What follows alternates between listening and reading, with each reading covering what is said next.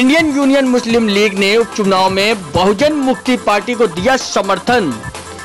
एक press conference के द्वारा इंडियन यूनियन मुस्लिम लीग कानपुर यूनिवर्सिटी ने घाटमपुर विधानसभा उपचुनाव में बहुजन मुक्ति पार्टी के प्रत्याशी को समर्थन देने की घोषणा की है। वैसे तो बहुजन मुक्ति पार्टी पूरे उत्तर प्रदेश में उपचुनाव के 7 सीटों पर चुनाव लड़ने को तैयारी कर रही है। उन्हीं सीटों में से 18 घाटमपुर विधानसभा की भी है, जिसमें बहुजन मुक्ति पार्टी ने अपने प्रत्याशी के रूप में नौजवान सॉफ्टवेयर इंजीनियर को मैदान में उतारा है, जिसको देखते हुए इंडियन यूनियन मुस्लिम लीग ने बहुजन मुक्ति पार्टी समर्थन देते हुए बताया कि इंडियन यूनियन मुस्लिम लीग हाउस पार्टी समाज के साथ कंधे से कंधा मिलाकर खड़ी है, जो सिर्फ चुनाव के लिए नहीं बल्कि समाज में जागरूकता और अन्याय पर खात्मा करने के लिए बनी है। साथ ही साथ घाटमपुर विधानसभा उपचुनाव के प्रत्याशी ने प्रेस वार्ता में बताया कि अगर मैं यह चुनाव जीता हूं तो अपने आने वाली वेतन का पूरा पैसा बच्चों की शिक्षा पर ही खर्च करूंगा। केके न्यूज चैनल के लिए कैमरामैन आराफात अंसारी के साथ गुलाम वारिस की रिपोर्ट, कानपुर। हमारा मकसद चुनाव लड़ना है। बीजेपी को हराने की राजनीति में मुसलमानों को आज 92 से लेकर के बेवकूफ़ बनाया जा रहा है। बीजेपी को हराओ, बीजेपी को हराओ, बीजेपी को हराओ। जो भी पार्टी जीत रही है उसको वोट कर दो, बीजेपी ना निकल जाए। आज ये भ्रम हमें तोड़ना पड़ेगा। हमें बीजेपी को हराने के लिए नहीं, इलेक्शन लड़ने के लिए चुनाव लड़ना है। हमारा कैंडिडेट हारेगा, नेता बनेगा, हमारा कैंडिडेट जीतेगा, विधायक बनेगा। हमें ये देख करके लड़ाना है कि हम कितने कैंडिडेट से जीत रहे हैं और कितने कैंडिडेट से हार रहे हैं। क्या हम मानते थे सेकुलर वोटों का बंटवारा नहीं होगा?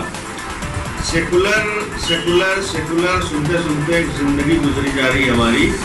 हमारा अपना अध्ययन ये सेकुलर नाम की कोई चीज़ नहीं है दुनिया में। ये एक बेवकूफ़ बनाने का प्रोपेगेंडा है। सेकुलर बना करके सामने वाले को जो है उसकी आइडियोलॉजी से दूर कर दो और अपने दिल में अंदर ही अंदर अपनी आइडियोलॉजी चलाते रहो।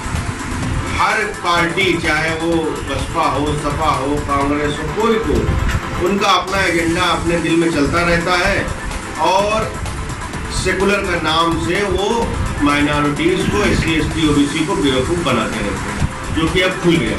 अभी दुनिया समझने लगी है कि हर आदमी को अपने हकूक़ की खुद जिम्मेदारी है। क्षेत्र में आप जाएंगे, जाहिर बात है कि वोटों के बटेंगे, वो एक संदेश गलत जाएगा कि नहीं जाएगा? किसका वोट बटेगा? वही बात आ जाती है, सेकुलर वोट बटेगा। हमें किसको? सेकुलर ने खरीद लिया सब वोट। क्या राजनीति में आने का मेरा पूरा मकसद ही है व्यवस्था परिवर्तन। हमारे देश में हम लोगों की व्यवस्था चल रही है, उससे हमें परिवर्तित करना है और अपने समाज में जो लोग बहुत पिछड़े हुए हैं, हमारी 85% समाज जो है बहुत पिछड़ी हुई है, उनको कोई हक और अधिकार नहीं मिल पा रहे हैं।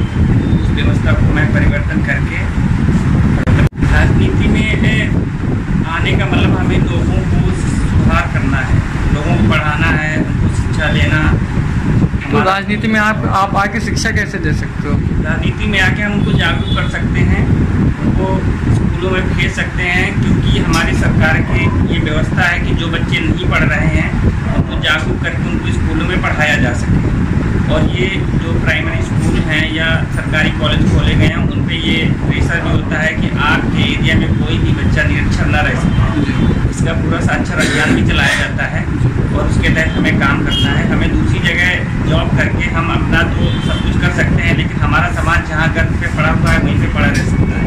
इसलिए हमें अपने साथ साथ अपने समाज को सुधारना है। अगर यही हमारे बाबा साहब चाहते तो लंदन में बैठ करके वहीं रहते, लेकिन उन्होंने भारत आकर के हमारे पूरे समाज को जागरूक किया और एक नई दिशा दी, जिसकी वजह से हम आज यहाँ पर पहुँच पाए हैं और हमें अपना अधिकार पाने के लिए संविधान जो उन्होंने लिखा उसके तहत हमें चलना है और उसका पालन करना है। अगर आप चुनाव जीत जाएंगे तो जनता की सेवा किस तरह से करेंगे? अगर हम चुनाव जीत जाते हैं तो जो भी हमारा वेतन भत्ता होगा वो हम एक कार्यदायी संस्था के द्वारा जो बच्चों को पढ़ा रही होगी उसके लिए हम निर्वहन करेंगे। उसका कोई भी एक भी अंश हम अपने लिए नहीं रखेंगे और जितनी से ज़्यादा सेवाएं होगी वो सारी सेवाएं हम अपने विधानसभा के लोगों के लिए देंगे। मेरा नाम मोहम्मद इरफान है।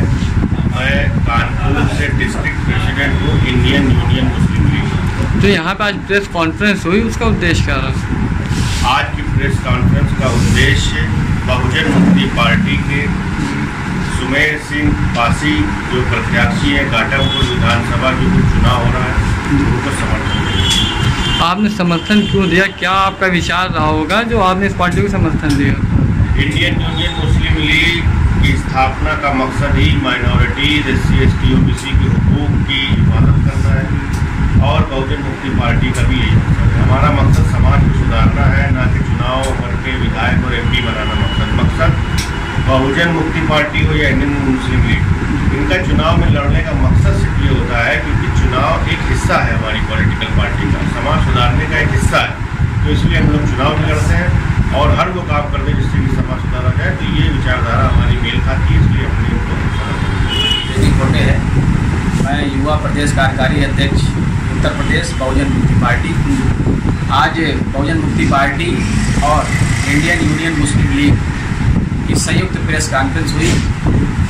बहुजन मुक्ति पार्टी ने अपना प्रत्याशी जो वेल क्वालिफाइड सॉफ्टवेयर इंजीनियर हैं सुमेर सिंह पासी, किस विधानसभा से उतारा? घाटमपुर विधानसभा जो उपचुनाव विधायकी का हो रहा है उस पर बहुजन मुक्ति पार्टी ने अपना प्रत्याशी घोषित किया है, जिसको आज प्रेस कॉन्फ्रेंस करके इंडियन यूनियन मुस्लिम लीग ने बहुजन मुक्ति पार्टी को समर्थन दिया है। हमारा नाम है डॉक्टर सुधीर कांत, मंडल प्रभारी कानपुर मंडल बहुजन मुक्ति पार्टी। देखिए ऐसा है, हम लोग का उद्देश्य केवल सत्ता में जाने मात्र नहीं है, क्योंकि सत्ता में जो हमारे रिजर्व सीट से लोग पहुंचते हैं 131 सांसद और 1050 विधायक जो पहुंचते हैं वो हमारे समाज का कोई भी भला नहीं कर पाता है, क्योंकि सभी ऐसी पार्टी से पहुंचते हैं जिन पार्टी की कमान जो है इन्हीं 15% समझ लोगों के हाथ में होती है। तो इसलिए पार्टी कोई भी जीतती है, परंतु सत्ताधारी शासक समाज जो शासक वर्ग वही रहता है। सत्ता जरूर परिवर्तित होती है परंतु शासक वर्ग वही रहता है।